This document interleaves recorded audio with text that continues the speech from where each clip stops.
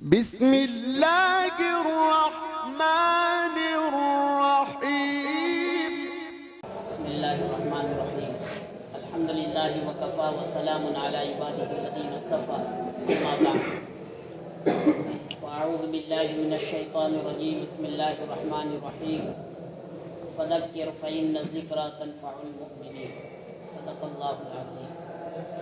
قابل احترام معزز علماء کرام،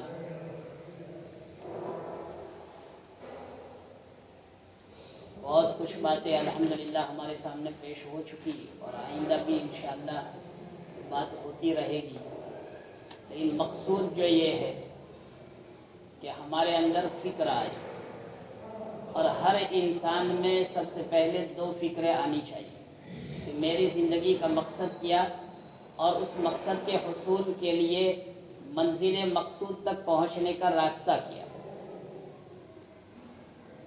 یہ ہم سب جانتے ہیں، مدرسے میں بھی کتاب جب شروع کرتے ہیں تو سب سے پہلے طلباء کے سامنے یہ واضح کیا جاتا ہے کہ اس کتاب کے پڑھنے کا مقصد کیا ہے۔ ہر انسان کے ذہن میں یہ بات آنی چاہیے کہ میری زندگی کا مقصد کیا ہے، اور سب جانتے ہیں قرآن و حدیث کی روشنی میں کہ ہم سب کی زندگی کا مقصد اللہ کی رضا اور خوشنودی ہے، اور وہی اللہ کی رضا اور خوشنودی کو پانے کے لیے یعنی حصول مقصد کے لیے منزل مقصد تک پہنچنے کے لیے راہ کیا ہے، وہ راستہ کیا ہے۔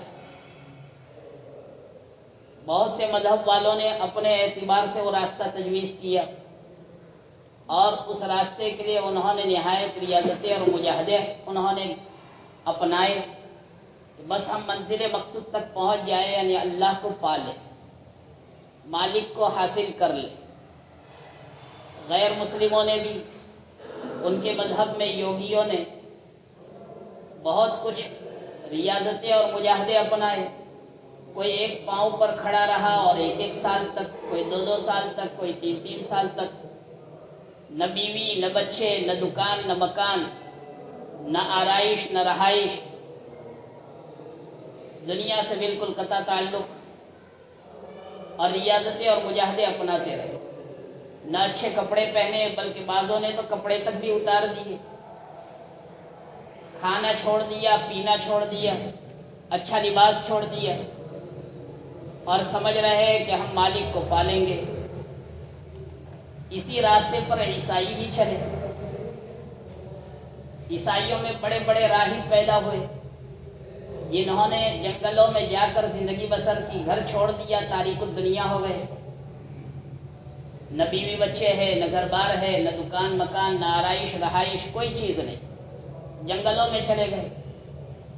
بلکہ بعضوں نے اپنے بچوں کے لیے بھی نظریں مانی کہ میرا بچہ پیدا ہوگا تو میں اس کو راہب بناؤں گا، تاریک الدنیا، دنیا کو چھوڑ دے گا اور زندگی بسر کرے گا اللہ کو حاصل کرنے کی۔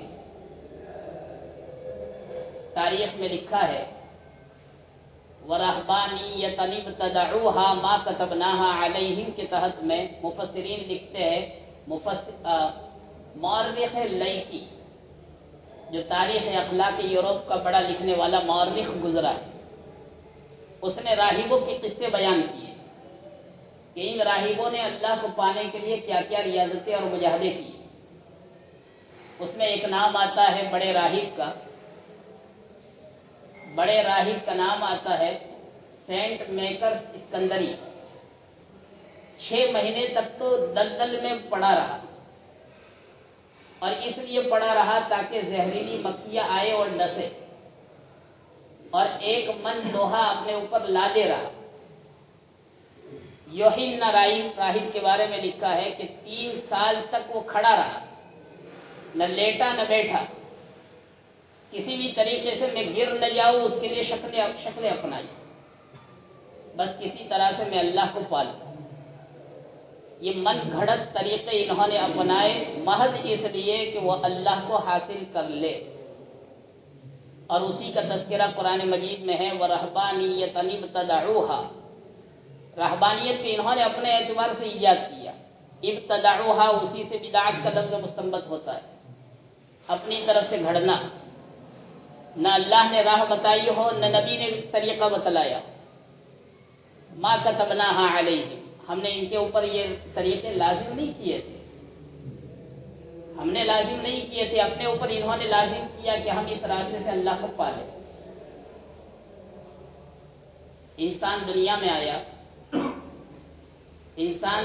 آیا، اپنے گھر سے یہاں چلا آیا، اور آدمی گھر سے جنگل میں چلا جائے اور راستہ بھول جائے اور اس کو گھر واپس لوٹنا ہو تو وہ پریشان اور بے چین رہتا ہے۔ ہمارے اکابر فرماتے ہیں انسان اس دنیا میں آیا پریشان تھا، اللہ تعالیٰ سے مانگ رہا ہے اللہ سیدھا راستہ بتا مجھے تاکہ میں اپنے گھر واپس لوٹ جاؤں، اور اسی کے لیے ہر نماز کے ہر رکعت میں مانگنے کا حکم دیا۔ وہ بے چین انسان، وہ پریشان انسان، تجھے اپنے گھر واپس لوٹنا ہے تو اللہ سے مانگ کے اہدنا الصراط المستقیم، کہ اللہ مجھے سیدھا راستہ بتا کہ میں اس راستے پر چل کر میں جنت میں واپس چلا جاؤں۔ اسی صورت کے اندر آگے پھر کہا صراط الذین انعمت علیہم، منعم علیہم کا راستہ ہے اللہ بتا، اور دو منفی پہلو سے بتایا گیا کہ ان دو راستوں پر اللہ مجھے مت چلانا، غیر المغضوب علیہم ولا الضالین۔ مغضوب علیہم کون ہے؟ یہودی ہے، اور ولا الضالین کا مصداق کون ہے؟ حدیث پاک میں بتلایا گیا کہ عیسائی اور نصارہ ہے۔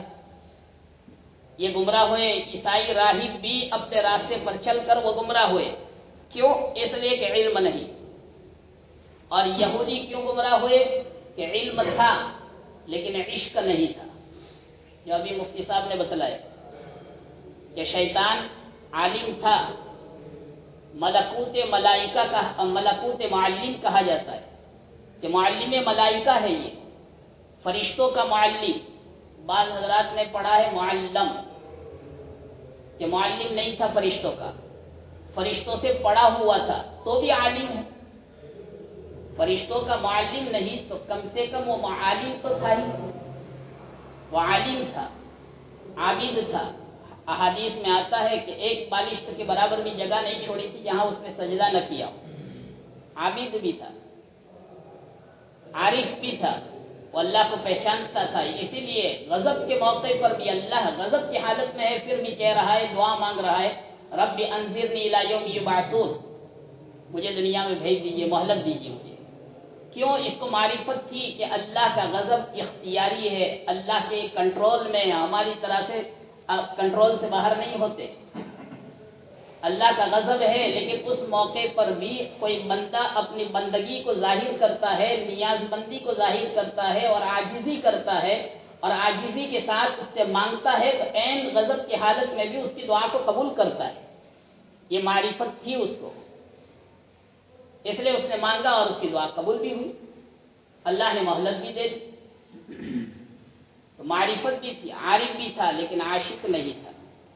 یہودیوں کے پاس علم کوئی کم نہیں ہے، یہودیوں کے پاس علم کی کوئی کمی نہیں، کئی کتابیں ہیں، آج ہم علماء اس سے فائدہ اٹھاتے ہیں، آج ہم ان کی ڈکشنریوں سے فائدہ اٹھاتے ہیں،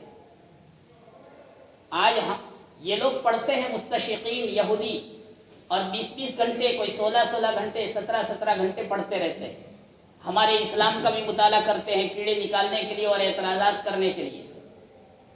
ان کی کتابیں چھپتی رہتی ہے، اپنے مذہبی کتابیں بھی چھاپتے رہتے ہیں، لکھتے رہتے ہیں، علم کی ان کے پاس کوئی کمی نہیں، لیکن عشق کی کمی تھی، اس لیے ان کے بارے میں یہ کہا گیا غیر المغضوب علیہم، یہ مغضوب علیہم۔ اب صراط الذین انعمت علیہم کا مصداق قرآن نے بیان کیا، جس راستے پر چل کر ہمیں جنت تک پہنچنا ہے۔ اللہ نے بیان کیا من یطع اللہ والرسول، اللہ اور رسول کی اطاعت کرو تو تم بھی منعم علیہم کے مصداق میں داخل ہو جاؤ گے۔ من النبیین فاولئک مع الذین انعم اللہ علیہم من النبیین والصدیقین والشہداء والصالحین، کہ یہ چاروں طبقے کے لوگ، نبی تو ہم جانتے ہیں، صدیق بھی جانتے ہیں کہ بلا چو چیرا کیے، بغیر دلیل مانگے اللہ اور اللہ کی بات پر لبیک ہے، عقلی گھوڑا دوڑانے نہیں، پوچھے نہیں کہ معراج اتنے وقت میں ہو سکتی ہے، بلا چو چیرا کیے نبی کی بات پر لبیک کہتے۔ وہ صدیقیت کے اعلیٰ مرتبے پر حضرت ابوبکر صدیق رضی اللہ تعالیٰ عنہ تھے۔ یہ مراد نہیں ہے کہ کوئی اور صدیق نہیں ہے، ہر کوئی صدیق ہے جو بلا چو چیرا کیے دین کی بات پر لبیک کہے۔ اعلیٰ ترین درجے میں صدیقیت کے اوپر جو اس امت کا فرد فائز تھا وہ حضرت ابوبکر صدیق رضی اللہ تعالیٰ. شہید جانتے ہیں، صالح جانتے ہیں، یہ جتنے بھی حضرات ہیں یہ تمام طبقے کے لوگ وہ ہیں جن کے پاس علم الہی تھا اور عشق الہی تھا. اللہ کا علم تھا اور اللہ کے عاشق تھے. انبیاء ہو، شہداء ہو، صالحین ہو، صدیقین ہو، تمام کے تمام ان کے پاس اللہ کا علم بھی ہے، اللہ سے عشق بھی ہے. یہودیوں میں اللہ کا علم تو تھا ان کے پاس لیکن عشق نہیں تھا، اس لیے یہ گمراہ ہو گئے اور علم کی وجہ سے بہت سے لوگ گمراہ ہوتے ہیں. انہوں نے علم کو ذریعہ معاش بنایا اور ہیرا پھیری اور تحریف کرنا شروع کر دیا. یحرفون الکلم عن مواضعہ، لکھ رہے اپنے ہاتھ سے، یکتبون الکتاب بایدیہم ثم یقولون ھذہ من عند اللہ، یہ اللہ کی جانب سے تحریفیں کرنے لگے. علم تو ان کے پاس ہے لیکن عشق نہیں ہے، اس لیے یہ لوگ گمراہ ہو گئے. اور نصارہ کے پاس علم ہی نہیں تھا، عشق تھا، محبت تھی، اور یہ محبت ہی میں جا کر یہ راہب بنتے تھے، محبت ہی میں راہب بن جاتے تھے. عشق تھا، محبت تھی، اپنے نبی سے بھی محبت تھی لیکن علم نہیں تھا، اس لیے محبت میں غلو کر گئے اور غلو کرتے ہوئے انہوں نے اپنے نبی کو بھی خدا کہہ دیا. وقالت النصارى المسيح ابن اللہ، وقالت النصارى المسيح ابن اللہ. میرے بھائیو، اس امت کے اندر بھی یہودی مزاج بھی رہے گا کہ علم ہی علم ہو، عشق سے خالی ہو تو گمراہ ہوں گے. اور اس امت کے اندر نصرانی مزاج والے بھی ہوں گے کہ عشق والے ہوں گے لیکن علم نہیں ہوگا، ضلالت اور گمراہ ہو جائیں. اور اسی کو دوسرے حدیث میں بیان کیا گیا، بخاری شریف میں روایت ہے، لَتَتَّبِعُنَّ سُنَنَ مَنْ كَانَ قَبْلَكُمْ شِبْرًا بِشِبْرٍ وَذِرَاعًا بِذِرَاعٍ لَوْ دَخَلُوا جُحْرَ ذَبٍّ تَبِعْتُمُوهُمْ. قلنا یا رسول اللہ الیہود والنصارى قال فمن. حضور نے فرمایا، آپ نے فرمایا کہ تم پہلوں کے نقش قدم پر چلو گے، دست بدست نقش قدم پر تم شانہ بشانہ چلو گے. اگر ان کا کوئی فرد کسی سوراخ میں اور بل میں داخل ہوا ہوگا اور نکلا ہوگا تو تمہارا کوئی فرد بھی داخل ہوگا اور نکلے گا. ہم نے پوچھا ہے اللہ کے رسول صلی اللہ علیہ وسلم، پہلے لوگوں سے مراد یہود و نصارہ ہے، ہم ان کے طریقے پر چلیں گے؟ تو آپ نے فرمایا پھر کون؟ یہود و نصارہ مصداق ہے، اور یہود و نصارہ کے اندر جو غلطیاں ہوئی ہوگی، یہود کے پاس علم تھا لیکن عشق نہیں تھا. تمہاری امت کے اندر بھی ایسے بہت سے علماء پیدا ہوں گے کہ جن کے پاس عشق الہی کی انگیٹھی نہیں ہوگی، جس کی وجہ سے وہ عمل سے دور ہوں گے، بلکہ ان کے ذریعے سے امت میں گمراہی پھیلے گی اور علماء سو کے طبقے میں داخل ہو جائیں گے. اور بہت سے ایسے بھی ہوں گے کہ جو نصارہ کی طرح سے عشق تو رکھتے ہوں گے. آج ہم دیکھ رہے ہیں بریلوی حضرات کے مجاوروں کے پاس آپ چلے جائیے، درگاہوں پر چلے جائیں گے، یہ دھنتے ہوئے نظر آئیں گے، جھکتے ہوئے نظر آئیں گے، عشق الہی کا مظاہرہ کریں گے، عشق رسول کا مظاہرہ کریں گے اور کہیں گے کہ تمہارے پاس تصوف ہے ہی نہیں، تصوف تو ہمارے پاس ہے. محبت ہے، واقعی میں محبت ہے. ہمارے حضرت فقیہ الامت رحمۃ اللہ علیہ فرماتے تھے، اللہ کے نبی صلی اللہ علیہ وسلم کی محبت ان بریلویوں سے سیکھو. یہ اور بات ہے کہ یہ نصارہ کی طرح سے حد اعتدال سے آگے نکل گئے. جیسے انہوں نے عیسیٰ علیہ السلام کو اللہ کا بیٹا کہہ دیا اور اللہ تک پہنچا دیا، اس طرح سے انہوں نے بھی اولیاء اللہ کو خدا کی طرح سے بنا لیا. اور ان کی کتابوں میں لکھا ہوا ہے، بریلوی حضرات کی کتابوں میں لکھا ہوا ہے، علم نہ ہونے کی وجہ سے صرف عشق تھا، گمراہ ہو گئے. علم بھی نہایت ضروری. ان کی کتابوں میں لکھا ہوا ہے کہ ہمارے اولیاء اللہ جو ہے، ان کو اللہ نے پاور دیا ہے، اختیار دیا ہے رزق بڑھانے، رزق گھٹانے کا، بیمار کرنے، شفا دینے کا، عزت دینا اور ذلت دینا، یہ بھی ان کے اختیار میں. اللہ نے ان کو اختیار دیا ہے، یہ باقاعدہ ان کی کتابوں میں لکھا ہوا ہے. تو یہ حد اعتدال سے اس لیے بڑھے اور گمراہ ہوئے کہ ان کے پاس عشق ہے لیکن علم نہیں ہے. اسی لیے امام مالک رحمۃ اللہ علیہ نے فرمایا، من تصوف جس نے اپنے اندر صرف عشق پیدا کیا، لم یتفقہ، علم کی فہم نہیں حاصل کی، فقط تزندق، وہ زندیق ہو گیا۔ ومن تفقہ، اور جس نے علم حاصل کیا، ولم یتصوف، اور تصوف کا فن حاصل نہیں کیا اور عشق الہی کی انگیٹھی اپنے اندر نہیں جلائی اور عاشق رسول اور عاشق خدا نہیں بنا، تو فقط تفسق، وہ فاسق ہو جائے گا، علماء سو میں وہ شامل ہو جائے گا۔ من جمع بینہما فقط تحقق، جو دونوں کو جمع کر لے، علم بھی حاصل کر لے اور عشق الہی کی انگیٹھی کو بھی اپنے دل میں جلا دے، تو بڑا محقق ہوگا۔ فقط تحقق۔ اللہ تعالیٰ ہمارے اندر علم بھی پیدا فرمائے، علم کی بھی ضرورت ہے، ورنہ آدمی گمراہ ہو جاتا ہے۔ علم پر قناعت نہیں ہونی چاہیے۔ ہمارے اکابر زندگی کے آخری لمحے تک بھی اپنے آپ کو علم سے مستغنی انہوں نے نہیں سمجھا، بلکہ یوں کہتے تھے کہ ہم بیمار ہو جاتے ہیں، ہمارا علاج مطالعہ ہے، ہمارا علاج علم حاصل کرنا ہے، ہم کتاب کھولتے ہیں، اللہ کا علم سیکھتے ہیں، ہماری بیماری دور ہو جاتی ہے۔ ہم نے حضرت شیخ یونس صاحب نور اللہ مرقدہ کو کراہتے ہوئے دیکھا، انتہا درجے کی کراہتے ہوئے، بار بار فرماتے تھے آج چلا جاؤ، کل چلا جاؤ، لیکن جیسے ہی کتاب کھولتے تھے جان میں جان آ جاتی۔ حضرت شیخ الادب مولانا اعزاز علی صاحب نور اللہ مرقدہ جو ناظم تعلیمات تھے دارالعلوم دیوبند میں، جس وقت حضرت مولانا محمد عمر صاحب رحمۃ اللہ علیہ پڑھتے تھے، حضرت ابو داؤد شریف پڑھاتے تھے، حضرت شیخ الادب رحمۃ اللہ علیہ بستر پر سوتے نہیں تھے، جو نشست تھی مطالعہ گاہ کی، اسی نشست پر بیٹھے بیٹھے جھونکے آئے، نیند آ گئی، ٹپائی پر رکھ دیا اپنا سر، اور فرماتے تھے میں بیمار ہو جاتا ہوں تو میری بیماری کا علاج، بس میری بیماری کا علاج یہ ہے کہ میں کتاب پڑھوں۔ اتنی محبت علم سے ہو گئی کہ فرماتے تھے کہ مجھ سے اللہ پوچھے گا کہ اے اعزاز علی کیا چاہیے، میں کہوں گا چند طلبہ چاہیے، ابو داؤد شریف چاہیے اور عرش کا سایہ چاہیے، عرش کے سائے میں بیٹھ کر میں کتاب بچوں کو پڑھتا رہوں، پڑھاتا رہوں۔ میرے بھائیوں، اللہ تعالیٰ نے نہایت اچھی راہ پر ہم سب کو ڈالا، اب یہ موت تک ہمارے ساتھ باقی رہنا چاہیے۔ علم کی زیادتی یہ تو مطلوب ہے، رب زدنی علما۔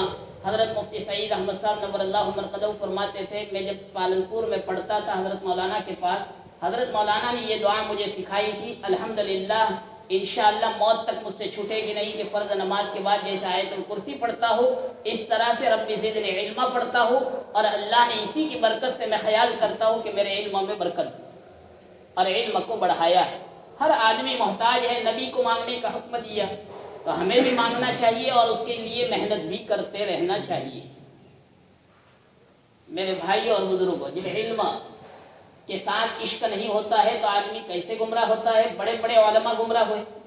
حضرت تھانوی نور اللہ مرقدہ نے ایک قصہ لکھا ہے کہ ایک مفتی تھا اور زر خرید تھا، ایسا پیسوں کا حریص تھا، اس کے پاس ایک فتویٰ آیا، ایک نوجوان نے فتویٰ پوچھا کہ حضرت میرا غلط تعلق میری ساس کے ساتھ ہو گیا ہے اور میں ساس سے نکاح کرنا چاہتا ہوں، اب کیا کروں؟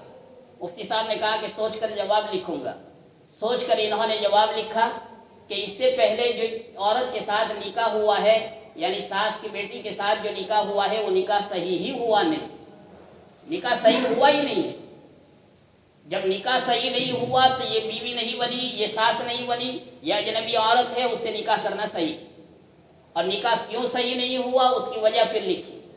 اس کی وجہ یہ ہے کہ جس وقت نکاح کیا تو نکاح کے وقت میں توبہ اور استغفار نہیں کروایا اور کلمہ طیبہ نہیں پڑھوایا گیا۔ بریلویوں کے یہاں پڑھایا جاتا ہے، نکاح کے وقت میں نہیں پڑھایا گیا، اور عورتیں عام طور سے کلمات کفریہ بکتی رہتی ہے، کلمات کفریہ بکتی رہتی ہے، اسی لیے نکاح کے وقت میں ایمان کی تجدید کے لیے توبہ استغفار کرایا جاتا ہے اور کلمہ طیبہ پڑھا کر پھر نکاح پڑھایا جاتا ہے۔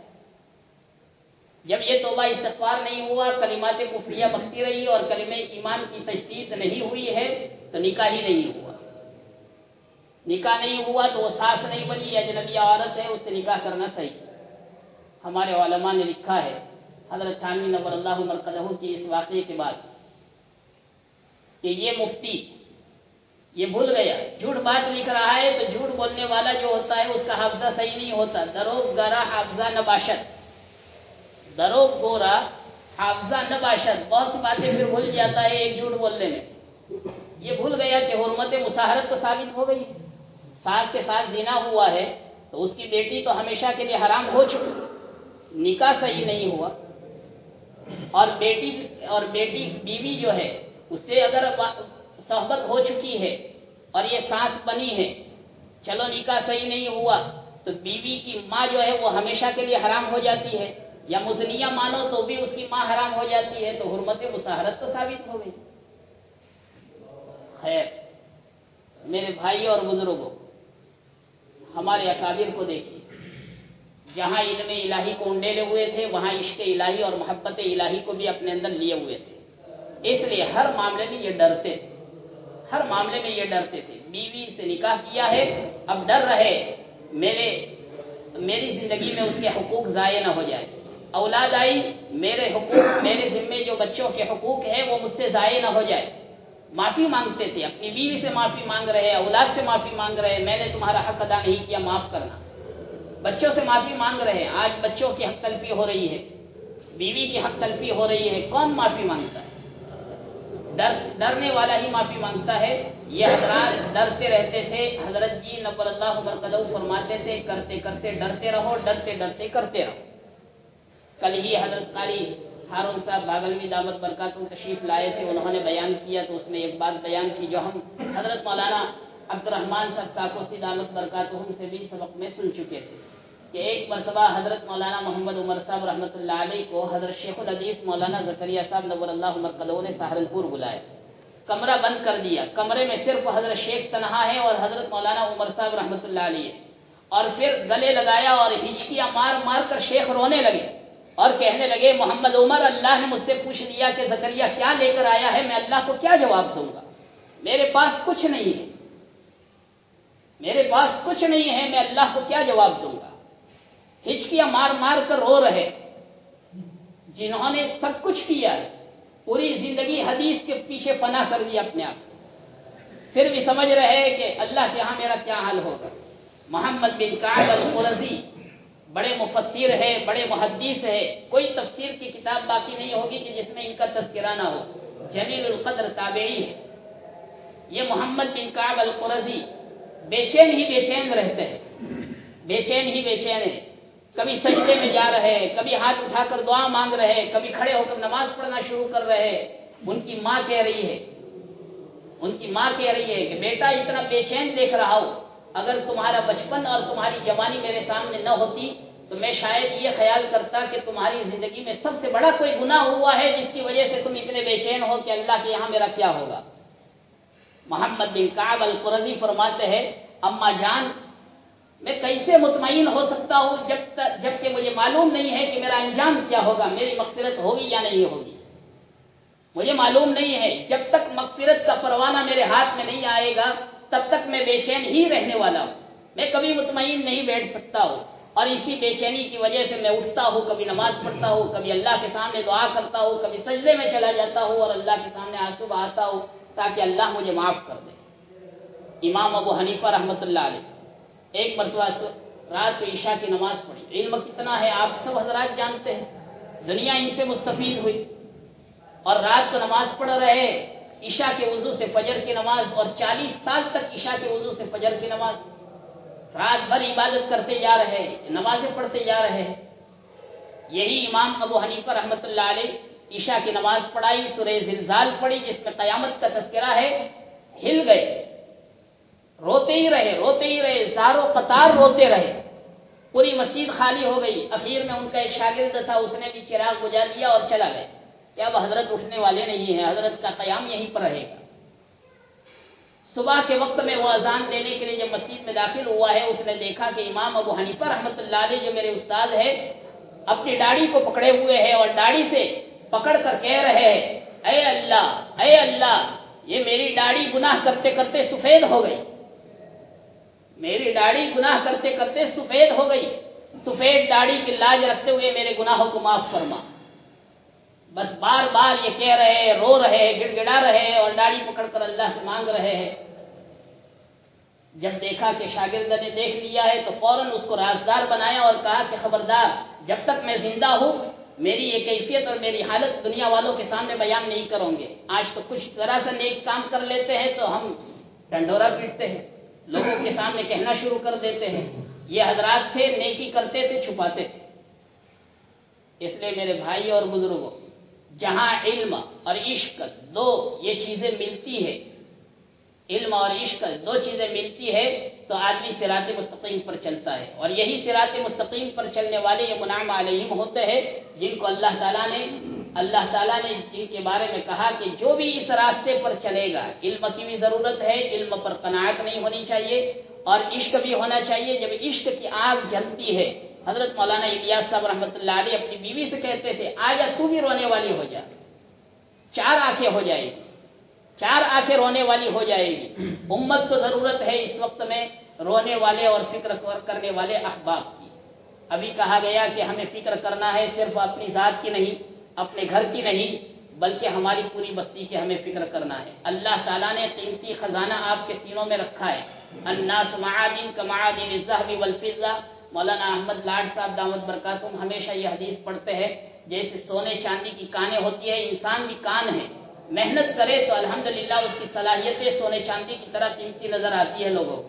حضرت عمر رضی اللہ تعالیٰ عنہ فرماتے ہیں، میرا حال یہ تھا کہ میں اونٹ چرانا نہیں جانتا تھا، اونٹ چرانے کا سلیقہ میرے اندر نہیں تھا، لیکن میری تربیت ہوئی، میری صلاحیتیں نکھری اللہ کے رسول صلی اللہ علیہ وسلم کے پاس رہ کر علم کے ذریعے سے، تو صلاحیتیں ایسی نکھری کہ قیصر و کسریٰ تھرا رہے تھے، قیصر و کسریٰ تھرا رہے تھے۔ اور ہمارے یہاں ہندوستان میں 1937 کے اندر ہریجن نامی اخبار نکلتا تھا، اس میں گاندھی نے یہ لکھا تھا کہ اگر کسی کو صحیح حکومت چلانا ہو تو ابوبکر اور عمر سے سیکھو۔ اللہ نے یہ سلیقہ پیدا کر دیا۔ ہر آدمی قیمتی ہے، اپنے آپ کو بے قیمت نہ سمجھے، اور غفلت والی زندگی سے بس ہمیں دور کر کے صحیح فکر مندی کے ساتھ زندگی گزارنے کی ضرورت ہے۔ یہ ہمارے لیے بہت بڑا عیب ہے کہ علم ہوتے ہوئے ہمارے پاس محبت الہی نہ ہو، محبت رسول نہ ہو، کہ جو کھینچ کر ہمیں مسجد تک بٹھائے، ہمیں مسجد وار جماعت میں بٹھائے، مسجد اور جماعتوں میں بٹھائے۔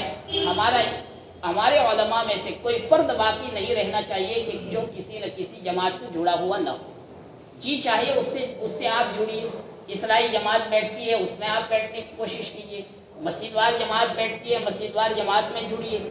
آپ جماعت جو بیٹھتی ہے جماعت کے ساتھ جڑ کر اپنی صلاحیت سے امت کو فائدہ پہنچا سکتے ہیں، اپنی بستی والوں کو پہنچا سکتے ہیں۔ ہمارے سامنے ہے اتنے غیر عالم ہیں، اور انہوں نے ہماری بستی کے اندر ایک سال نہیں سال ہاں سال ہماری بستی والوں کے لیے محسن بن کر آج قبر میں جا کر وہ سو گئے۔ جب وہ غیر عالم ایک اپنے گھر کے لیے نہیں جیے اور زندہ رہے، بلکہ پوری بستی کے لیے وہ زندہ رہتے تھے۔ پہلے انبیاء ایک ایک بستی کے لیے بھی آتے تھے۔ ہم عالم کی محنت نہیں کر سکتے اور نہیں جا سکتے ہیں، کم سے کم یہاں مقام پر رہ کر ہم مقامی محنت میں شریک ہو سکتے ہیں، اور الحمدللہ اپنی صلاحیتوں سے امت کو فائدہ پہنچا سکتے ہیں۔ اللہ تعالیٰ میرے اندر بھی، ہم تمام کے اندر اللہ تعالیٰ علم اور عشق الہی کی توفیق عطا فرمائے۔ علم اور عشق الہی کو اللہ تعالیٰ بھر دے، اور موت تک اللہ تعالیٰ یہ دو صفات کے ساتھ متصف فرمائے۔ وآخر دعوانا الحمدللہ۔